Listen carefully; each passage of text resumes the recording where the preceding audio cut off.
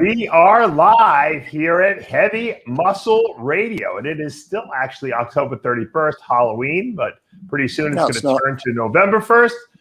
We're joined by the Whack Pack crew of Lee Priest, John Romano, and Chris Aceto. And, we had another pro show. I can't believe it. And Regan Grimes is qualified for the Mr. Olympia. Imagine that, on Halloween. And I want you to know it is November 1st here, Dave. Thank you very much. Oh, okay. Well, it's about 40 minutes from November 1st, but I figured I'd mention Halloween since I know Chris went trick-or-treating and I went trick-or-treating with the kids. Where did you go, Chris? I just went in the neighborhood behind my house. Yeah. I just went with I just went with the 8-year-old. I wanted to bring the almost to be 3-year-old, but he fell asleep. Wow.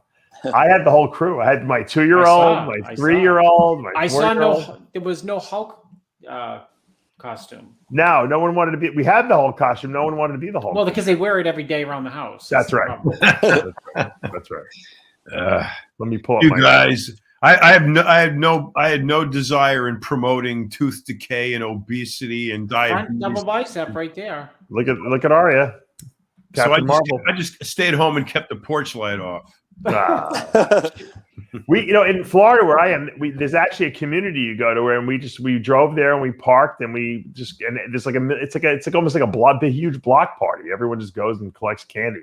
Yeah, imagine that. That's just what I would want. Probably ate it all. My home being the destination for busloads of fucking kids to come banging on my door begging for candy. It's great. Oh, it's great. It's great. It's a lot of fun, really. See, Arya was Captain Marvel. My son was the werewolf. It's always good when it's not in your neighborhood. Yeah, right. And Shayla's Spider-Man. It's funny because my son actually got to go to school. Alfa Romeo. That's a good. Yeah, you see that? You caught that. I didn't know if you'd catch that little car in the back. My son actually twin turbo 6-cylinder. Is that his twin turbo? I didn't even realize it. Okay. Yeah, they're normally. I think it's the twin turbo 6-cylinder one. Oh yeah, look at that. You're right. Yeah. I didn't even notice that. You're right. Interesting. My son. When he goes to kindergarten now, and they were allowed to wear costumes on Friday. But here was the catch. They had to have a character from a book, so you couldn't just be like Freddy Krueger. You had to it had to be like something from you could actually show the book and the story that it was from. And so my son he's obsessed with werewolves. So my wife's like, he's not going to be able to wear the costume. I'm like, look, I'm going to channel my father right now. Sal, what would Sal say in this situation? Sal would come up with an answer, right? So what's the closest to a werewolf? Well, in literature, it would be the big bad wolf, right, from Little Red Riding Hood. So we changed the whole narrative. I had to, first of all, read the story to him, and I had to get it in his head so he knew the whole story of Little Red Riding Hood and the big bad wolf. And he liked the idea that the big bad wolf actually ate grandma and then ate Little Red Riding Hood. So he memorized that story pretty well. And then I sent him, you had to send him with the book. And I actually had a copy of this book. My father probably gave it to me when I was like 5 years old. It was like Aesop's Fables or something like that. And they had the big bad wolf in there. And so he took the book to school, dressed up as the werewolf, and he was fine. So he didn't. The chapter at the end didn't bother him, where the hunters sliced open the wolf. And no, he loved it. He thought it was great. It's kind of a brutal ending. It's kind of a brutal ending. If you think brutal. About it. He opens them up and lets them out. I didn't explain how they got out. I said, "Grandma said back out." And Little Red Riding Hood. Yeah, because they cut the wolf open. Look, it can't all be popcorn and rose and That's right. He's got to learn the story of life, Right. If you eat grandma and Little Red Riding Hood, you stand a chance of getting cut open. They'll get them liberated. So no, it's a better version than the new one these days with all the pronouns and the transsexuals and it's got a whole different ending these days. Let me tell you. Yeah. Well, Little Red Riding Hood nowadays is probably actually a transgender male or boy or something like that, right? Yeah. What would the woke version of Little Red Riding Hood be? First of all, you couldn't say little because that's and red is kind of very discriminatory too. You can't be riding in the hood, so you can't do that. There's so many double entendres in just with her name. So I mean, He's got to cancel that bitch right now. And let's not get to the eating grandmother part because elder abuse. Look at that story violates so many tenets of liberal wokeism that I am surprised that it hasn't been canceled by now, along with Dr. Seuss. Give it time, because wasn't it Sleeping Beauty and Snow White? They were trying to change that because the prince kissed them without their consent. And, this was and you said beauty, because then that means you're ugly shaming. They did. Yeah, they're saying that they had a big thing about it on the news, saying how the princess didn't consent to this. So this is almost saying it's okay for men to go and kiss. Yeah, rape type thing and stuff. It's like, God, she lived Andrew Cuomo would say that, right? What do you think happened? Andrew Cuomo would say, "Look, they do it in the Aesop's fables. That's where I learned it." He goes, "That used to be." Wasn't that his excuse, John? They said he kisses everyone. He said he kisses. I was, as an Italian American, I was very offended by that. And he says, "I'm Italian. We touch everybody." Yeah. You touch everybody. That's not us. We don't touch anybody. Which one of you guys have I ever touched? Yeah. I fucking love you guys. And let me get any pictures all over Instagram of me kissing on your fucking faces. Yeah, he tried to blame his Italian heritage on his sexual harassment. I am offended. I am writing a letter to the whatever the American Italian Society. Whatever. Yeah. You know, my father joined the American Italian Society. He never went to the meetings because he was he didn't want to drive at night. He told me. No, Knights of Columbus. I'm going to go complain. I'm going to write a letter. Oh, that's for me. That's for the Knights of Columbus. Yeah, Knights of Columbus. The Italian Americans, I think, were the mafia, weren't that? Wasn't that there? Yeah. Can you imagine if John Gotti was alive today, what he would be saying about this shit? I sometimes don't. I can't. I can't believe that the society we live in. It's nuts. It's crazy. Lee, what was the thing about the robot with the artificial intelligence wants to have a baby? I haven't seen that story. It's in America. You should have seen it. Yeah, they've got this robot that it's AI and it actually can think for itself now. So they actually made it an American citizen. So now we have this artificial intelligent robot that can do its own thinking. And now it wants to have a baby. So I don't know how they're going to work this out. But yeah. How did this thing come to that conclusion that it wanted a baby? Because the intelligence was the intelligence was artificial. So that's why it thought for itself and became a woke liberal, because the intelligence was artificial. If it was real intelligence, it would have just been a normal conservative. But I want to know. I'm a fucking computer. I can't have babies. I'm not going to be a citizen. I'm just going to be a computer and do what computer. Maybe Blackman's a robot. Maybe Blackman's a robot, an AI. That would explain a lot of things.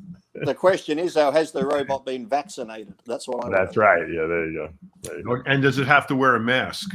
Yeah. Pasaki, even though it doesn't breathe, John, it might have to wear a mask, though. In hospitals, at least, right? Pasaki's got COVID, John. Don't make fun of that. The press secretary's got COVID. And they made sure to tell it. And they're saying she was outside by the president. She was at least 6 feet away. So, I hope they were kissing.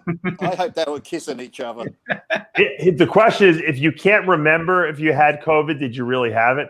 That would be Biden, right? No, the question is, I've seen a lot of reports lately, but the big question is, did the president poo his pants at the Vatican? Oh, that's not nice. All right. You haven't heard the story? It's actually going around the internet. What was the story? Let me hear. It's a legitimate story.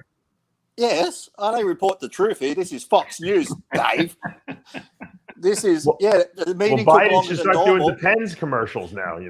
Yeah, what I was saying, it took longer than normal. And the reason was because he literally pooed his pants, and they had to clean him up before they brought him out. But I did like when he was talking about the world being there for these meetings, and he goes, and what's its name's not here, Russia and the other one, China. Yeah, how do you forget China? I think we all want to forget China. That's the problem, It's so disgraceful whenever that man opens his mouth in public. I'm sorry.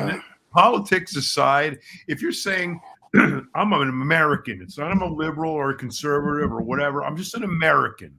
I'm an American, proud American, and this is who's representing us as the leader of the free world. It's an absolute fucking joke. I just feel sorry for him. I actually do feel sorry for him because whoever's parading him around to do that is that's ridiculous. All right, let me ask you a question, John. Now hold on. Let's transition into something bodybuilding. You actually were out in Venice, California this past week, filming a documentary. We'll talk about it another time. Fill us in. What's going on there? Give us the Romano update. Venice is a fucking pit, is what I can tell you. It's you know, I spent some of the most wonderful years of my life out in Venice Beach, and Chris was back there back then, and you remember what it was like. It was freaking paradise. It was bodybuilder paradise in America. It really was. The beach, the weather, the people, the climate, the atmosphere, everything was just good, you know, through the early 80s, late 70s, early 80s. Yeah, we were watching Flex Wheeler pose right there. You and Mike Christian. Yeah, me and Mike Christian. And it was just a great time to be there. And now when you go back, haven't been back for like 20 years, and you see, the homeless people camping out and the smell and everything is kind of like a film on it. It's just kind of like dirty. And they put me up in a hotel, a new boutique hotel, like right on Speedway. So the entrance was on the alley, which is Speedway, and the front was on the boardwalk, which I was probably 2 or 3 blocks from Washington, which is the pier. So yeah. Oh, I love that place. That area is nice. Yeah, and it was right. I was right on second floor, right corner room, right on the ocean, watching the waves break, and looking out the window and remembering the bay and the mountains and Catalina Island and all of that. It was really, how I remembered it. But you turn around and look the other way, I couldn't recognize shit. Everything was so different and built up and torn down and rebuilt and cramming shit in. Everything is this close together. It's like, I don't know how. It must be living like with 1 million roommates living there now. Why are all those people congregated there? What's going on there? They have nowhere to live, and they figured, well, screw everyone. We're just going to live here. The street people, you mean? Yeah. Why all of a sudden are they taking up residence outside Gold Gym Venice? Well, because they can. And if you don't want to spend the winter in Chicago. I mean, you want to spend the winter in Venice. So you get here and whatever, San Diego, Venice, anywhere where it's warm and you can sleep outside. You don't want to freeze your nuts off in the Northwest. So they and it's what is happening is there's becoming a bigger and bigger and bigger gap between money and poverty, and the middle class is just going away. They're slowly but surely being pushed, one way or another, and eventually this is where we're headed. There's going to be the middle class is going to be very small or non-existent. There's going to be a shit ton of poor people, and there's going to be whatever wealthy people that have consumed everything else. So you think this has nothing to do with COVID then? What's going on? COVID is a real thing. COVID is a disease. It's a virus. It affects people. All of that part of it's true, but it's been politicized, and there's no question about it.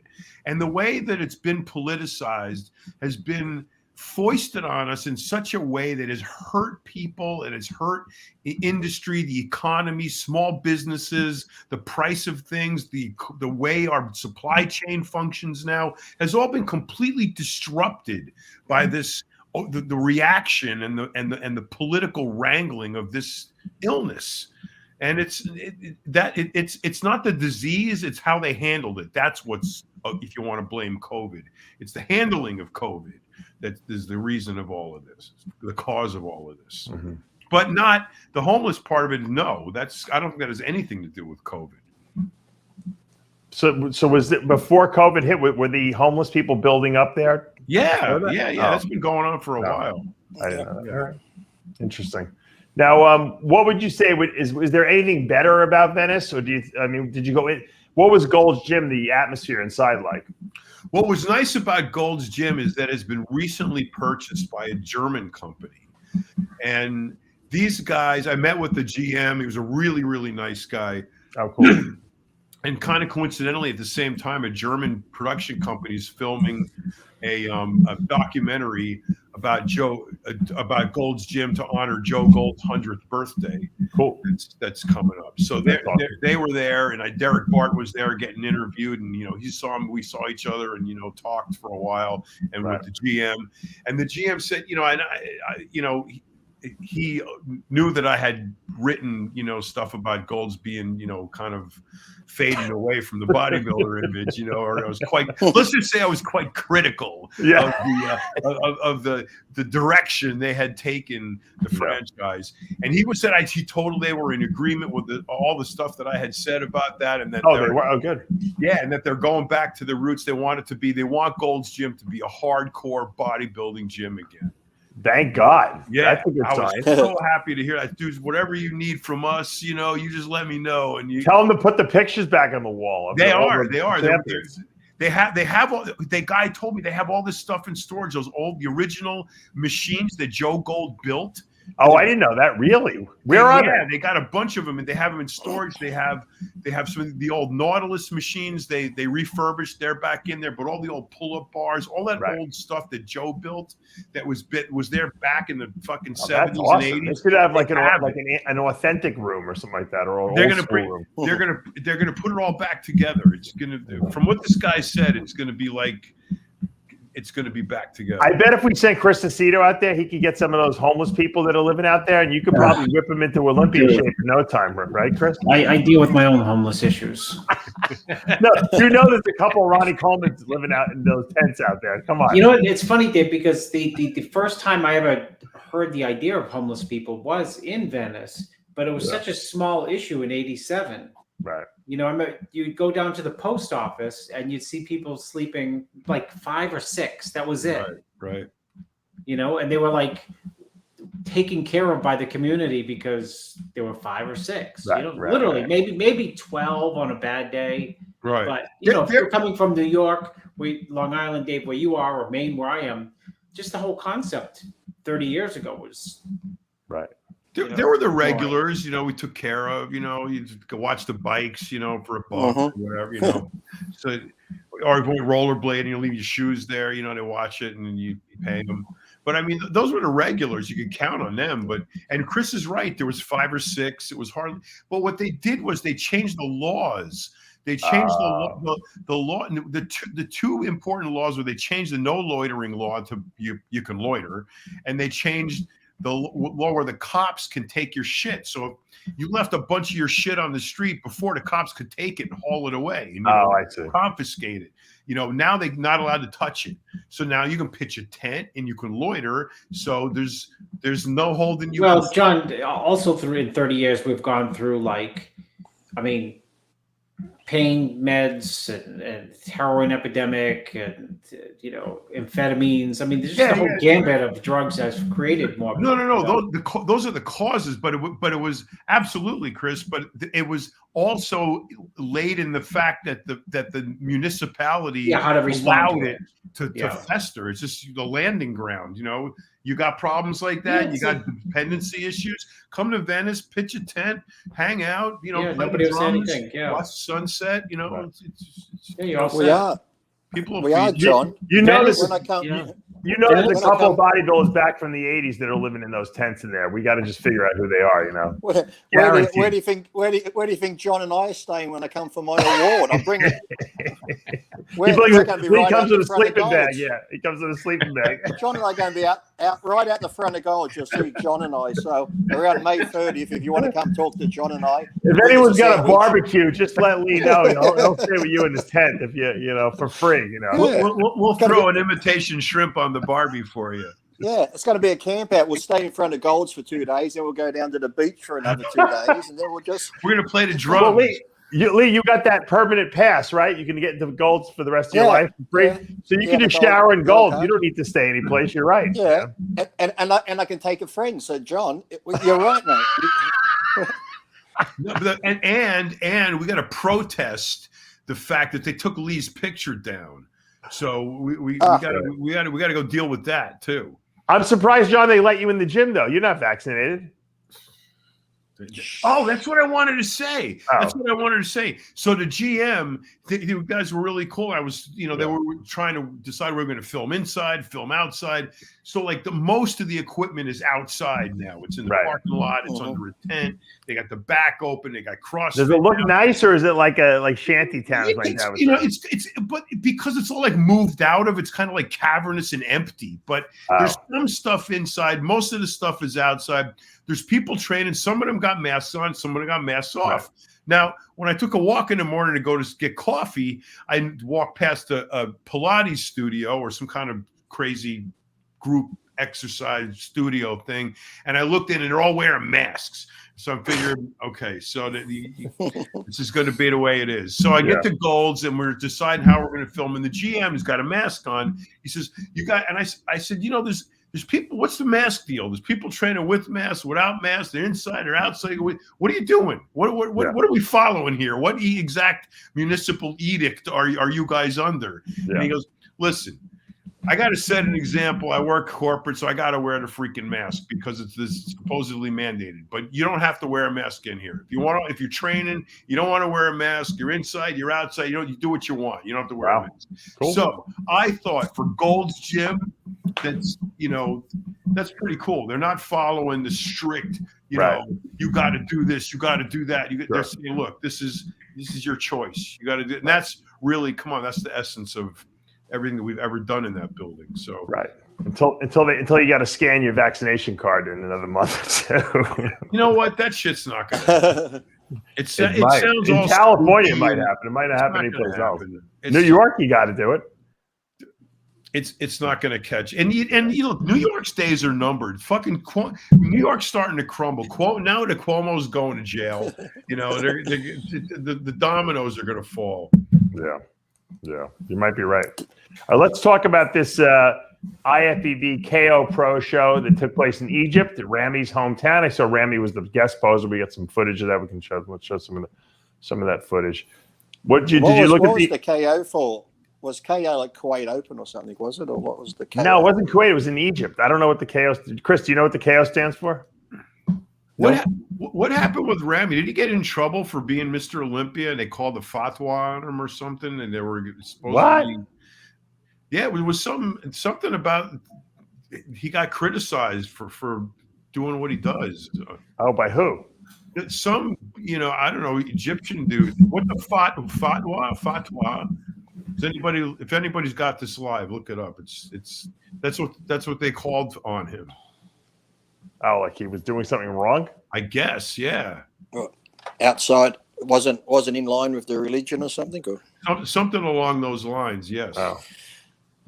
Everyone, no one's happy anywhere. People think it's just the United States. It's not the United States. Everywhere they're trying to cancel everyone.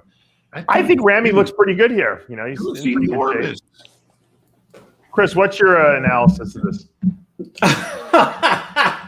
Of what? The way Ramy looks right there? Yeah, I mean, go ahead. He looks like Mr. Olympia. He looks ridiculous. All right, he's ginormous. Chris, you were criticizing his arms to me before the show. No, I mean, his arms look small because his torso is like. But they're not jimmied up. Well, they're just not big compared to like the legs and the width, right? Mm-hmm. His legs. He's because he's filled out a lot more. His arms, like I said, on him, I'm sure they're big in person, but he looks like he needs 25-inch arms on his frame to make him look. They make him look massive. What do you think he weighs? He needs 28. 350. Chris, you're a good guesser. What do you think he weighs? He's probably 313 there. You think so? Really? Yeah. He's not 314.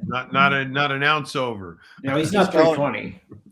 What did Chad say he weighed at the Olympia? Well, he may have weighed 280, 295 at the Olympia. He's probably 291 at the Olympia.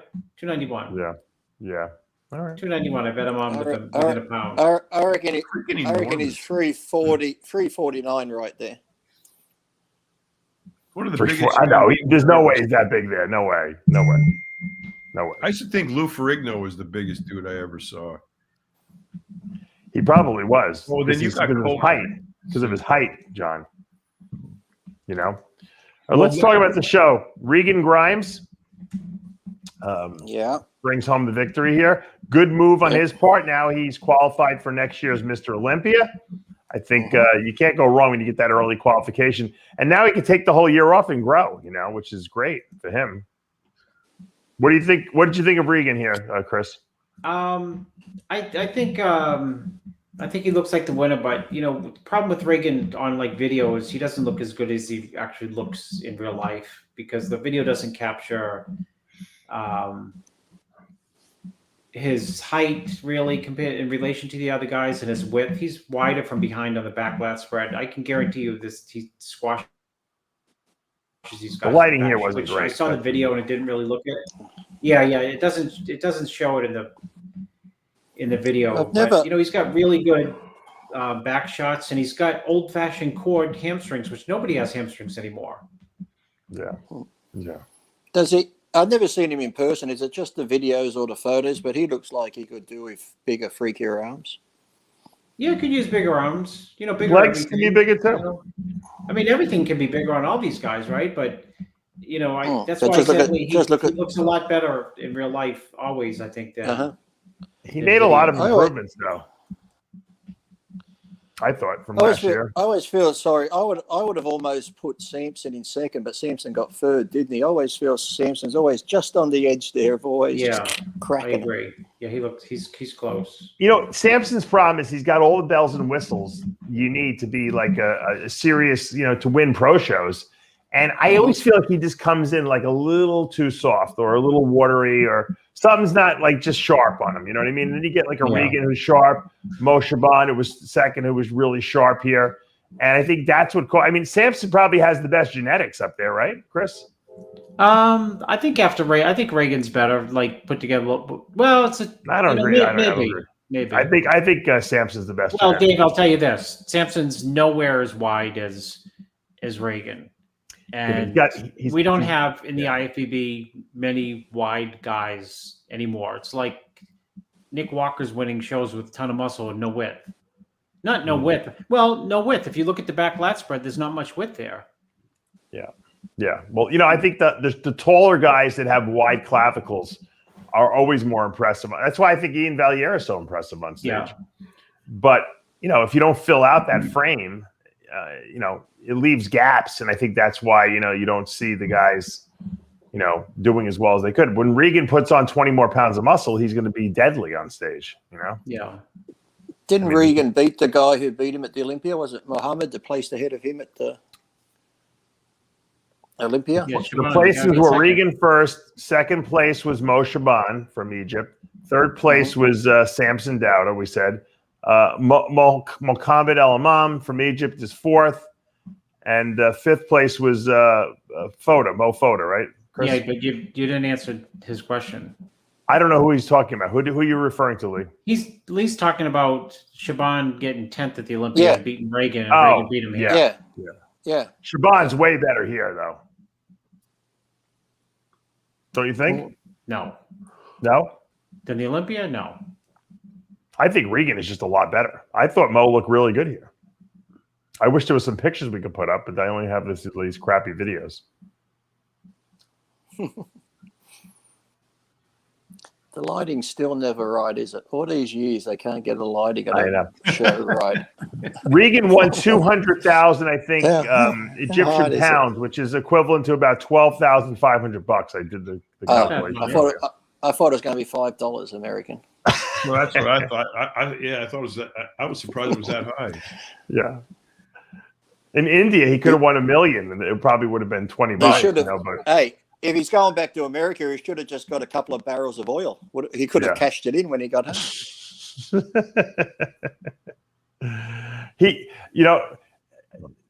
I feel bad for I don't know what's the Canadian versus US dollar. Is it? I think Canadians are they lose a lot, right, on the conversion. 25% on the conversion. Yeah, so I mean, he probably did pretty well considering he's better off winning money out of the country than in the country over there. I think because it convert. You win $10,000 in the United States to go back to Canada, it's worth a lot more. It's like when I go to America. If I have 10,000 and I exchange it, by the time before I even leave the country, I've got about 7,500. That's crazy. Yeah. That's you got to leave 3,300 of it with the IRS.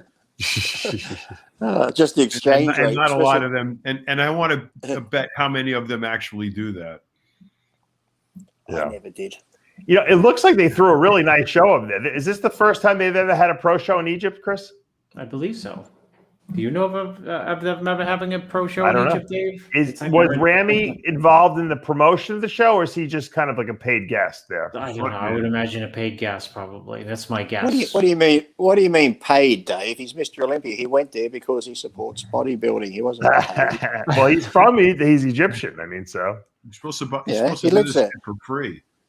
Just around the corner. Just had to walk around the corners. Would Nasser have shown up there in Egypt, Chris? Yeah, if he was Mr. Olympia, yes, and he, I'm sure he would. For free? Would there be free food? No, I don't think anyone who's a bodybuilder should do stuff for free. Who's Mr. Olympia at all? Exactly, or not Mr. Olympia at all. At all, exactly. Nasser would have demanded like we make fun of all these harem of 50 women there waiting for him, right? We hear all these stories over the years of I'm just throwing it out there, Lee, but it's not you. Like, oh, Lee Priest wanted, X amount of dollars. Well, you know what? Why not? Yeah. That's why I used to hate it when people would go on about Frigno. Frigno charges 20 for a photo. I'm like, why not? It's his living. That's what he does. If you want to buy a photo, it's $20 for an autograph picture and to have photos with him. What's wrong with that? If you don't want to pay it, don't pay it. But he's got to make it. They're like, well, he makes money from the Hulk TV show and stuff. Oh, it's like, God. Well, if he can make money on the side, why wouldn't you make money? Dave, send me some free supplements. You make money from other stuff. It wasn't like Louis was making millions from doing movies. No. It would be a different story if he was Arnold. Arnold's not going to charge for pictures. He doesn't need the money. But Lou wasn't making that much. And Arnold's production company would have provided the photos for free, right? So, no, but in other words, Lou wasn't making that much money where he could, say, oh, yeah, I got so much money, I don't know what to do with it. I actually interviewed Lou about this exact topic and wrote it in an article. He said, put it this way. He goes, look, I go to Comic-Con, I go to these, comic shows all over the world. This is what I do. This is my business. I sell photos. I sell photos. I sell memorabilia. I sell posters. This is what I do for a living. This is my business. I sell this shit. You want to come and take your picture with me and then not buy my picture, then that's like you're stealing. It's like you're stealing from me. Right. If he didn't need the money, he wouldn't be traveling all over going to these conventions. And Louis he was gone every single weekend. Yeah. Never. He's a hustler. He's a hustler. That's why, which is great. And no one at Comic-Con ever complains about buying a picture ever. I go there and buy pictures of people. And the comparisons. And Lou, for $20 for a Lou Ferrigno photo is cheap. The guy Bruce, who just played Batman, the original one? What's his name? Bruce West. Adam West. Adam West. This is like $150, and then Henry Winkler's is like $250. I mean, these guys are selling and Louis $20, and people are griping. And it's kind of depressing, don't you think, in the way that these guys have to still in their 60s, go and do Comic-Con and stuff like that. Like, you would think, I'm not talking about Lou, because Lou's a bodybuilder. We don't make any money. But I'm talking about the real actors, that were super. Henry Winkler, the Fonz, was a huge star back in the 70s. The fact that he's going to conventions to sign pictures for $200 a picture, it's kind of it's almost like, how do these guys not have a ton of money at this point? Well, I don't understand the expos, because you love expos. People that go to bodybuilding expos, they'll complain about everything. They spend thousands on gear, but they won't buy a $10 photo. So if you're there for two days, they'll come on to Saturday. They've done it to me before. They'll come on to Saturday, take a photo with you, take photos off you, come back Sunday. They've been to friggin' Kinko's. They've been to Kinko's, printed them off, had them laminated. Can you sign these for me? And they'll give you 10 photos to sign. What the fuck? I had one woman, once she come up to me, she's like, how's this one? I was with Kathy. And sometimes if I'd sign a photo and give it to them, if they didn't pay me, I wouldn't embarrass them by saying, hey, that's $10. I'd just let them go. But this time, this woman goes, oh, can I have a photo, please? You're my son's hero. He loves you, looks up to you, blah, blah. I'm like, okay, what's his name? Sign the photo, give it to him. She goes to walk away, and Kathy goes, I don't know, it'd be $10. She's like, what? what, $10 for this? That's ridiculous. And she threw it back at me. She goes, Michael Jordan doesn't charge for his photos. Oh my God!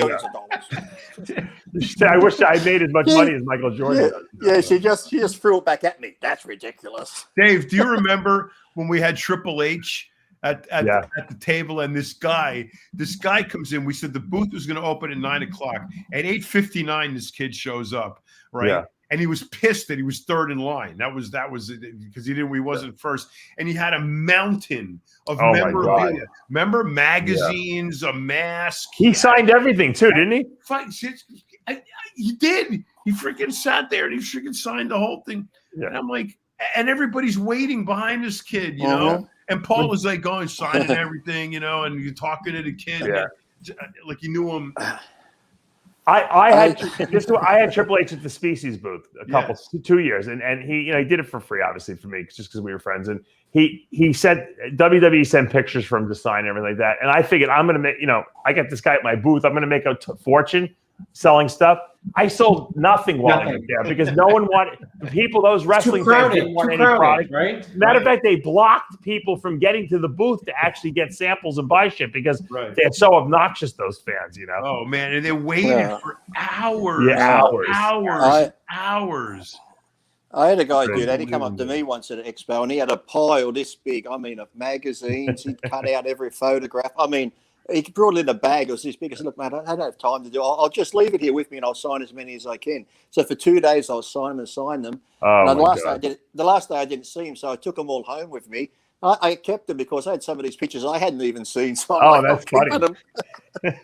What about the people that send you collages of pictures that they cut out of magazines and they paste them all together and then they send them to you and they just they don't want anything. Doesn't happen anymore, John, because there's no more magazines. But I'll tell you this: that's from their room where they have that little cabinet with the candles that they open up at night time. Of all the people you've seen, Chris, and Glee, John, over the years, who do you think had the longest lines at shows on a routine basis? I have a name in my head, but I just want to see what you guys think. Lee, you did? I wouldn't say anything. I'll be there from in the morning to closing. I wouldn't leave. Wow. Even in 2018, the line was going right down the thing. Where, Lee? Arnold? At the Olympia. Last Olympia I was at. And the Arnold, both of them. Wow, that's cool. How many pictures did you sell? I'd always sell out. I'd sell out a photo. The year I didn't do, like when I did the Arnold, I'd always make $1,000 sometimes, so I'd play 6 or 7, so you just get that shit change. So that year I said, screw this. The year I did the article in the Columbus Dispatch saying how that there was politics in bodybuilding, that article came out the day of the show, and at the athletes meeting when Kathy and them went there, the judges had some of the judges had the article. And of course, saying, we'll show Lee Priest tomorrow. So this reporter from the Columbus Dispatch heard the judges saying that. She came up to me at the expo and goes, "Hey Lee, I was just at the meeting with the other competitors, and the judges said they're going to get you tomorrow." I said, "Really?" I said, "Well, fuck it, I'm not doing the show." So I didn't do the show. On the Saturday, this official comes back. Wayne DeMilia says you're going to get back there right now. I said, "Well, you know what? I heard the judges are going to give it to me, so I'm not coming back there to do the show." He comes back. Wayne said he's going to fine you if you don't get back there. I said, well, here's the lady from the Columbus Dispatch. She'll give a sworn affidavit what you heard the judges say. So he then leaves, comes back and goes, Wayne says, don't worry about it. Continue on at the expo. How much did you make that day at the expo? Of course, I didn't go and compete. Yeah. I sold out of my photo. I made $14,000 cash. Oh, so you definitely made more than you probably would have made the show. Competing, I make $1,000. John, you notice he mentioned the word cash, which means he paid no taxes on that money. Exactly. Of course Ron Norman is listening to this cringing. Yeah. Well, you were living in the U.S. at the time, so you would have had to pay taxes. Yeah. Yeah, the IRS is listening to the show, by the way, too. They'll be calling you, Lee, after the show's over. Trust me. I got my back tax bill from the IRS. I was going to say Monica Brandt. I've never seen a line so long on Monica Brandt. I mean, from the second the expo opened till like an hour after it closed, she had people online. Women always do. Dana Lynn Bailey was the same. Dana Lynn Bailey. That's the longest lines I ever saw. Was Dana Lynn Bailey. Ronnie had some crazy lines. Ty Green had tremendous lines, and Jay Cutler, huge lines. Yeah. And Ronnie, you were right, Ronnie. But DLB beats them all. It's exhausting. But people don't realize it. Matarazzo had a his were big. Sometimes too, it wasn't always the guys winning. It was the guys who, like I said, had a good personality. They could relate to the fans and spend time with the fans. And that's look at this guy, right? Jay still has huge lines now all the time. Dave's favorite thing to do is talk about money. What's wrong with talking about money? Like everyone loves to hear about money. I want to know how much people make. Why would you take that comment negatively? That's I don't know. Compliment as far as that's what I think. Yeah.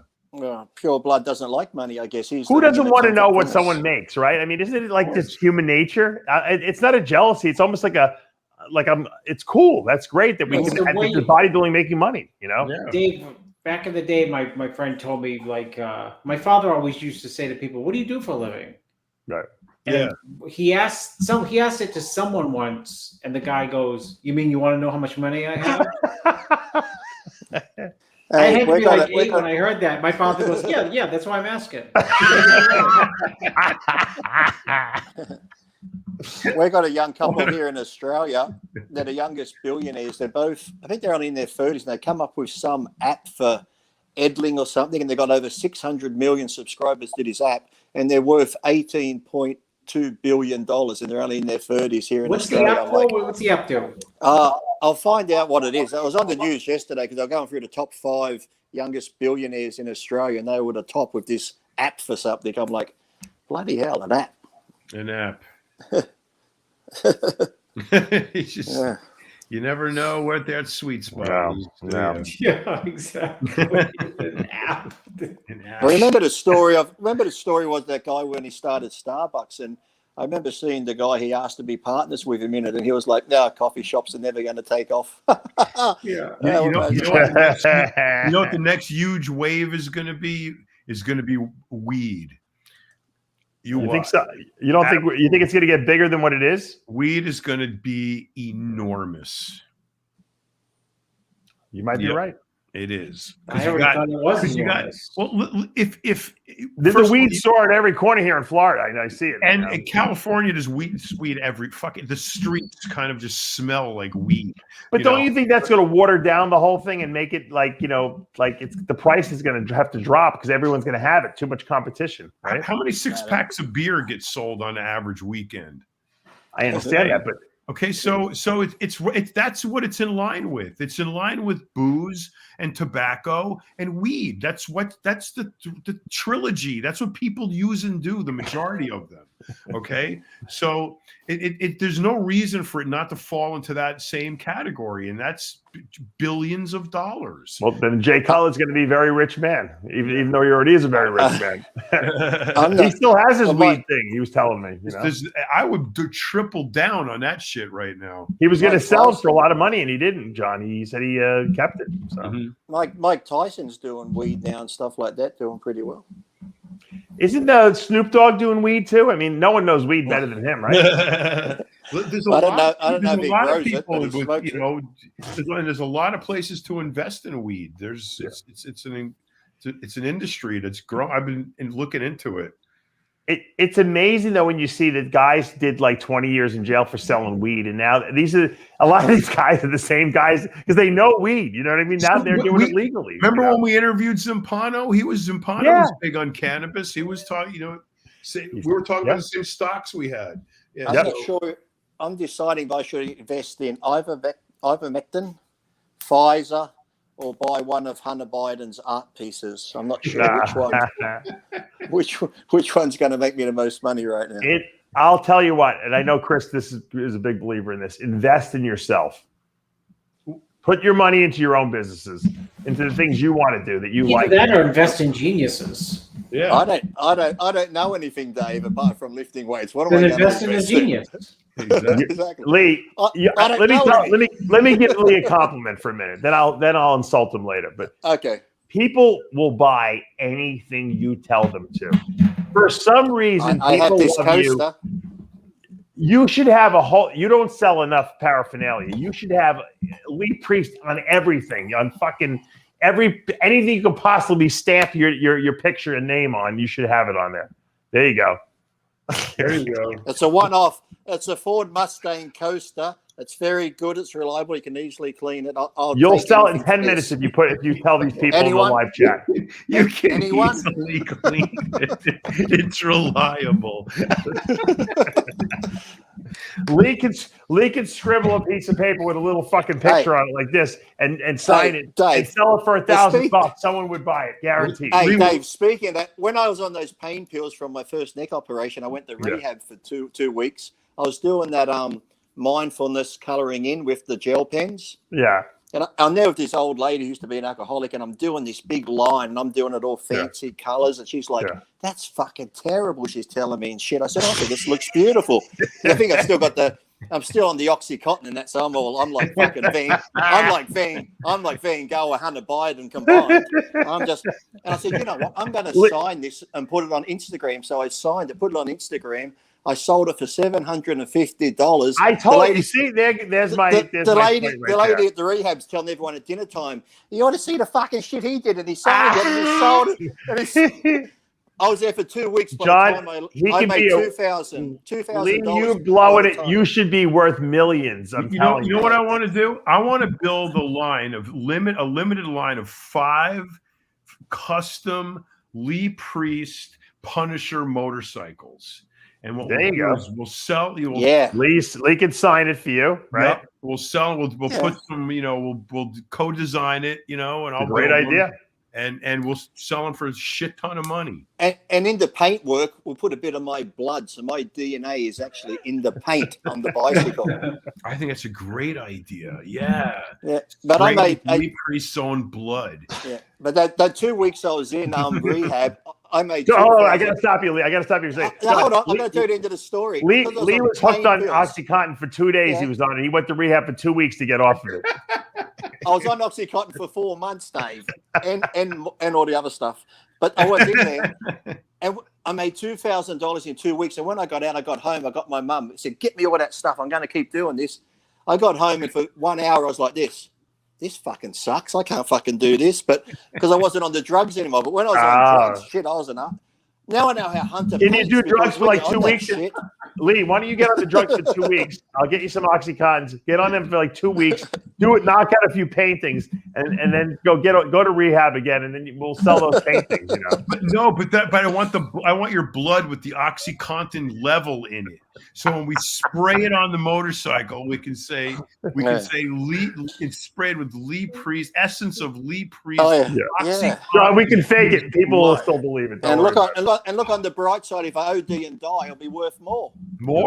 Because you got to own a piece of Lee Priest. It's a one-off. It's a one-off. We had 5 planned, but he died after we made this one. There you go. That makes it more rare. Makes it more valuable. Yes, there'll be a demand. Yeah. You're right. The Punisher, I am shocked that no one has sent in a comment at this yet that they want to put a deposit down on one of these bikes. Well, they will after the show's over. I'm telling you, Lee can sell anything. He's grossly not marketing himself properly. No, I think starting with a line of motorcycles. I found something else. I found something else. Signed some earpods. What is that? Earplugs? Like earpods. The Lee Priest Apple iPod Pros? Signed, and some of them have my wax in them. DNA, John. There you go. Put his earwax in the fucking bike. DNA. Can't you wax the bike with his earwax or something like that? Like I'm getting into this is like Amazon. Now, do they get a deal if they buy? Oh, you know what someone suggested, Lee? Why don't you sell some of your semen, like the sperm banks do? No, because somebody might get. This guy wants to buy some of your semen for his wife. Well, now, Lee, if you choose the injection method, you could come out ahead here. Do I have to implant it myself? Yes. How was that? That's that seed going to be implanted? All those. Imagine if I could get back pay from Blackman for that. I'd be a millionaire. Chris, let me ask you a question. Getting back to bodybuilding. Yeah, ask a question, Dave, on a bodybuilding show. On a bodybuilding. God forbid we ask a bodybuilding question. We got these shows coming up now, right? We got the Prague show coming up. Yeah. We got there's a show in Sacramento. I don't know if there's a pro show there. I think it's just with Prague and what else we got left for this season? Yeah, Romania. We got Romania. I think I think there's something coming up in Spain, maybe a 212. Yeah, I mean, it used to be that after the Olympia. It used to be that after the Olympia, they scheduled these things one weekend after the other, so that we had like a tour of sorts. You know, the European tour. These guys aren't going on tours. Why don't? Yeah, why can't we? What's so? Is it COVID, or you think people just because lazy? the money sucks? Numerous opportunities to make $8,000. That's what it is. I mean, what is the point? Well, Exactly. it's networking, don't you think? You don't need. You know what? I can stay in my house and network more than if I wanted to. You're right. Maybe that's what it is. Social media. There's no such thing as networking. Listen, I went to the Legion show, by the way, which I wasn't on the show here to talk about it. Yeah, well, you were there on the show for 10 seconds. Yeah. A+ production value. Really? A+. Oh, good. A+. Stupendously organized. No one in the crowd. No one? Who goes to bodybuilding shows anymore? I don't know. It's good. Because it used to be. I mean, I went to Jay's show yesterday. So the point is, you don't need to go anywhere to network. You don't need to go on a tour to network.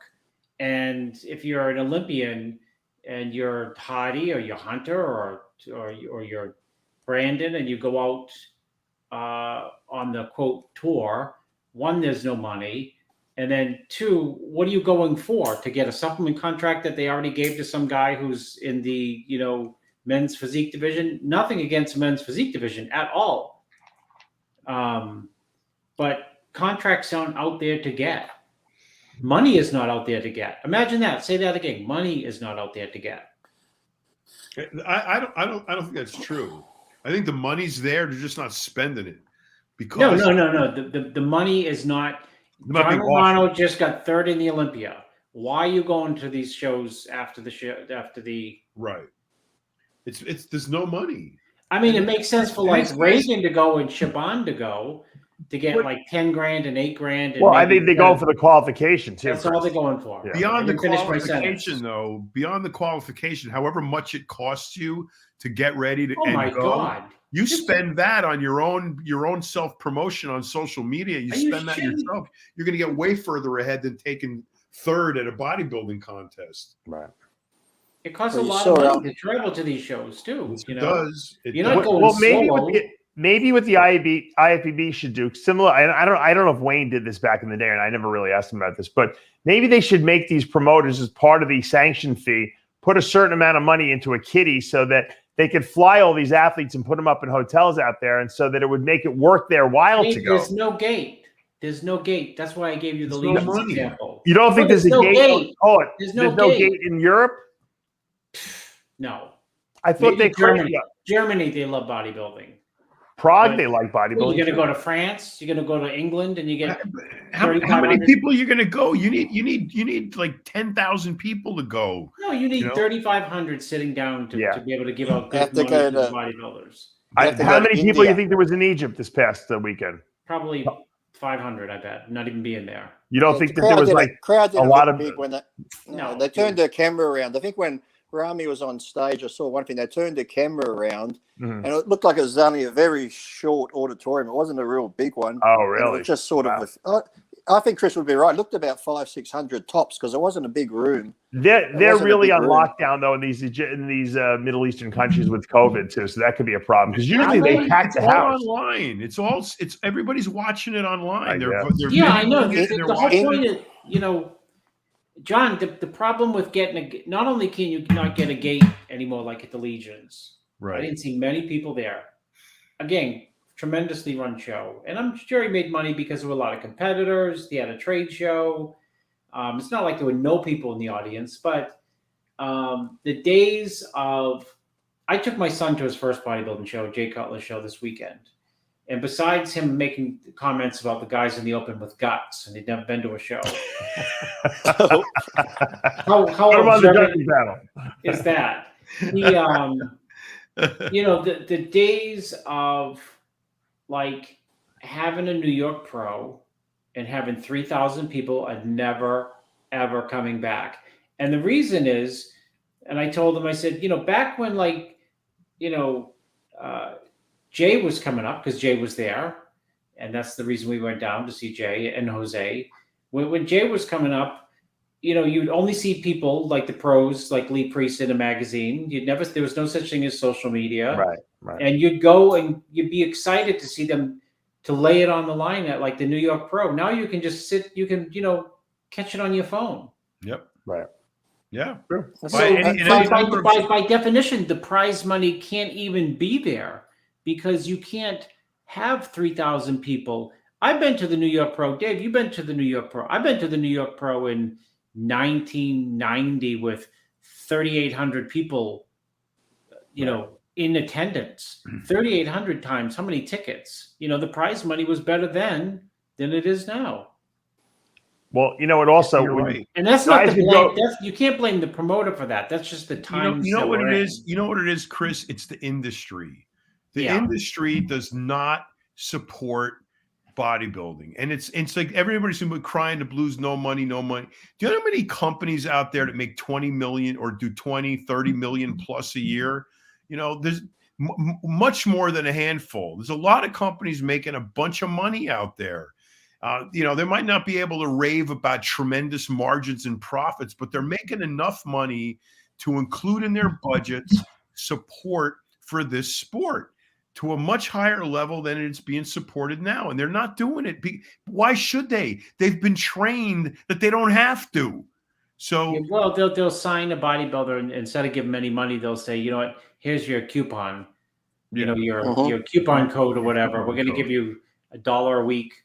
And, you know, if you could send 10,000 people to order. Right. They want well, because you know what? No one wants, you know what? In defense of the supplement companies, no one wants to work, John. You know, ask Gaspari. I mean, these guys don't want to do anything for the money that they're getting paid. But that's not true. You can't, it's not I'll tell you why they don't want to work though, John. It's because they do their own social media. So it's like you're giving them two jobs now. They got to do this. They got to promote your company and themselves. And to be quite honest, a lot of these guys can make more money just promoting themselves on their own YouTube channel. And they do. And they do. A lot of them do. Which reminds me, Species Fiberlize, Lee Priest 10 is the code. Lee Priest 10. You don't have a code. I didn't give you a code. Are you still pooping good? Yes, no, but John, it begs the question, really, when you define, you know, it used to be that, you know, Lee Priest could make a living being Lee Priest, the professional bodybuilder. And if Lee Priest burst onto the scene at 22 years old now, you know, he'd have 10 million subscribers on YouTube. That's all. He may not. He would. He may not. He may look at Nick Walker's page. He'd be like Nick Walker. He'd be this popular, you know, that popular. And I think there's companies that would see his popularity. But YouTube, Dave, YouTube may be there. My point is, there may not be a supplement company in his corner. You know, there's more to being a professional bodybuilder than doing diets for other bodybuilders who are trying to become professional bodybuilders. Right. I've been lucky. I've had endorsements since my first endorsement was Victory, the Weeder brand, when I was 17. Then I had Beverly International. But since 17 to now, I've been one of the lucky ones, and I'm still making money from endorsements. That's going to be an IFBB record. 17 to how old? But always had contracts. 49. 49. Lee would seriously have like he'd have 3 million, 4 million followers on Instagram, and he would be able to put up like a bucket of Kentucky Fried Chicken, and Kentucky Fried Chicken would pay him probably to have that bucket up there. That would be the truth. I haven't competed since the university in 2013. I'm still sponsored, making money, being a fucking idiot on YouTube. That's incredible. But there's always going to be standouts like Lee in any slice of the pie. So there's always going to be them. But for the most part, the opportunities are not what they once were. That's the point. That's the point, John. Yeah, it's just not there. It's not the magazine. There's not rival magazines that are soaking up talent and rival supplement companies. Right. Remember, when Muscle Tech had 15 guys under contract. Right. But don't you think it's kind of in a way better now because people can kind of, if they're workers, they can make their own money and not have to be beholden to a company and worried about saying the wrong thing. There's nothing to worry. There's nothing wrong to be beholden when you're beholden for good money. Yeah, but you know what I'm saying? You know what I'm saying? In other words, if when Phil was making all that money at Muscle Tech and then he left to do his own company, he took a big pay cut. And then the company failed, and so he lost a lot of money there, because he was dependent on that check. He wasn't really doing it on his own, which is what he could have done. That is the mistake in a nutshell. Back whenever that was the heyday of that was the late 90s, early 2000s when the fucking industry was exploding and you had BSN and Ronnie Coleman and Muscle Tech with 15 guys, Jay Cutler and everybody was there, and then you had those expos were just so full of just wretched excess. And anybody with a half a degree in business could stand there and look at that and say, this shit is so fucking temporary, and know that any minute it's gonna fizzle out and all this shit's gonna go away. But it wouldn't have had the internet not come about. But see, that's the thing. That's the thing. When you're in the midst of all of this and you think this is going to go on forever, right? You're deluding yourself. Shoveled at me relentlessly for the rest of my life, right? And you can't fathom that's going to end. Yeah. But inevitably it does. It always does. It always does. And when you're in it, when you are in it, right? Yeah. So many. The number one danger for any company that's always growing is this stupid idea that you're always going to grow. Right. Yeah. And I always tell people, honestly, Rich Gaspari said it, right? He was making $90 million, I think. I'm not a business consultant or this or that, but I tell successful business people all the time, you can go bankrupt. And they so insulted, their ego is so crushed. And then in the list of people who have been bankrupt, famous people, famous companies, they're like, God, they get, wow. Things come to an end. Sometimes you got to flip it around on them. So look at it the other way. Imagine if you lost 2 pounds a week. Eventually, you're not going to lose 2 pounds a week. Hey, it's like bodybuilders. Bodybuilders think they're going to grow forever, so they keep taking more drugs. So they realize their body's not limit.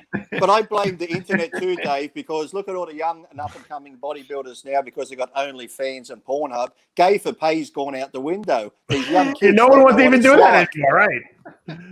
I know. What's the world coming to? Where you can't go into the gold gym shower. There's nothing. Because you can all do it's all virtual, and you can do it with computer generated images. So you type in what you want. So I want an Asian bodybuilder, transsexual, pansexual, fluid. Oh, you're kinky. With threesomes, and then you put that in, and then the computer generates the whole scene based on your input, and you watch it, you do your thing. Hey John, when I give you my password to post YouTube, have you been in my search history? have you been replying to my emails? I was watching where they were saying that in the past we thought there was going to be a future where robots would drive cars and stuff like that, but now the car is the robot, the car is the robot, right? Well, what about what's his name? Zuckerberg just said on that big thing he was just talking about now with all these holograms they're going to start doing where you can project yourself and project stuff. So maybe bodybuilders can sit at home in a couple of years' time and they'll be projected onto the stage and have some decent fucking lighting.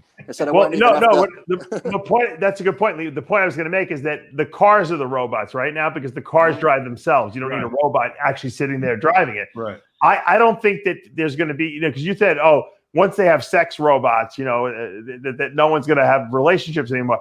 I think what's going to happen is it's not even going to go there. people are going to put on these virtual reality like suits, and they're going to have sex, and they're going to just live in another world. They don't even have to. They don't want to even have an interaction with even a robot. You know, they want to just be in a virtual world. Yeah, well, my idea was great until COVID came along. Now you got to do it in classes. I have that. I think it's going to be a step down. I think the tactile elements of it, you know, are going to be much better addressed with a lifelike robot android. I want to know if Lee, going back to Lee Priest selling stuff, did he? Yeah. Can he sign for me that Columbus Dispatch newspaper, and then I can? Yeah. I can sell it. I should try. I'll buy it from you for like $200. I'll put it on eBay and sell it for like I got 2 big bags here of stuff my grandmother. Yeah, can you just send me all your stuff that you want to throw out, Lee? All your junk, just put it in a box and mail it to me. What are you talking about? I got T-shirts like these. What I want to know, Lee, is companies sell me T-shirts like this, and after I've worn them for a while, I sign them. I get like $250 a T-shirt that I've worn. I was wondering why he buys all those shirts from everyone. Lee, yeah. what did the girl say? The interviewer say from the she said she was when she came to did the article. What happened was she was sitting behind the judges, and she heard them discussing how they were going to screw me over because I did this interview talking about the politics in the sport. No, but so when she came to meet the expo, she goes, "Lee, I want to get your side of this. I heard the judges in front of me talking about they were going to get you tomorrow at the thing." I said, "What do you mean?" She goes, "Well, they said that you were talking about the politics and that, so they were going to get you." So I did this big interview. The article came out, and then I said to Wayne, "I'm not competing," and he said I had to go. But she was standing there, and that guy was telling me, "Wayne wants you backstage." I said, "Well, I'm not coming. They're going to screw me over." And this woman from the Columbus Dispatch said, "Look, I'll give a sworn affidavit to exactly what I heard him saying." So when the guy told Wayne that, Wayne said, "Okay, Lee, don't worry about it. Just stay at the expo."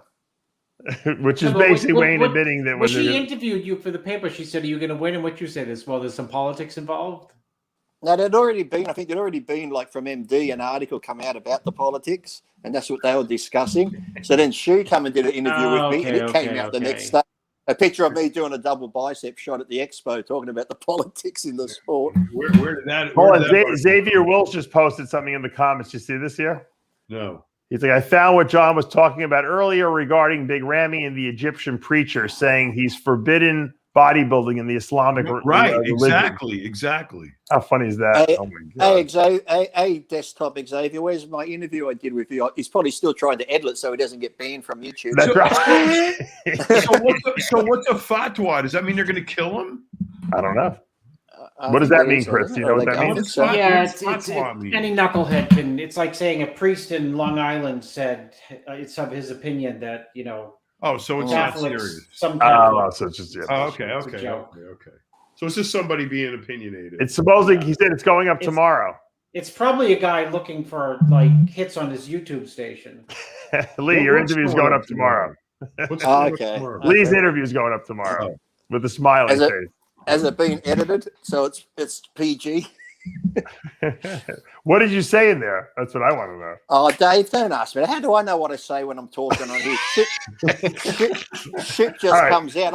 I got to go watch it to see what I said. That's right. All right. We all have to go to sleep. Chris and I have to go to work, and John have to go to work tomorrow. Lee, you just starting your day, or you're going for dinner. All right. Well, you know what? Congratulations to Regan Grimes, obviously, on the huge win. Requalifying for the Olympia. Chris, do you think we'll see Regan again compete in 2022, or is he going to wait for the Olympia? Yeah, probably. You know, he's young. He's on a roll. He'll probably compete again. I have one question, Dave. Yeah. Is Nathan's doing the Prague show? Is he? Nathan doing? Yeah, Prague? you know what? You're right. I think he is. Yep. Okay. You think Regan's going to do that show, or is he done? You think? I think he'll do it. I think Nathan will probably be a sure win. Why would he do it? Why not? He's in shape. Why? I mean, why not? But why? Because there's no money. And he's over there. He's in that. Because they'll fly him over. And they'll, he can sell a bunch of shit while he's over there. He's a Jay Cutler. He's a very smart businessman. You know. Speaking of that, Milos is probably licking his chops too, because with the insulin protocols and everything like that, and he's pumping up the Regan, tremendously. Whatever he did a good job with him, because he looked completely different than the Olympia. So you got to give him props. And with Christmas coming up, in case you got a friend over. Can Why don't you make like a some kind of like logo for yourself, like with like a car bumper or like a license plate or something like that? Oh yeah, something nice that says "G'day." Like that. There you go. All right, well, we're wrapping up as we say every week here at Heavy Muscle Radio with Heavy Muscle Radio. The truth hurts. Good night, everyone, and have a great week. I'm off to sign some shit.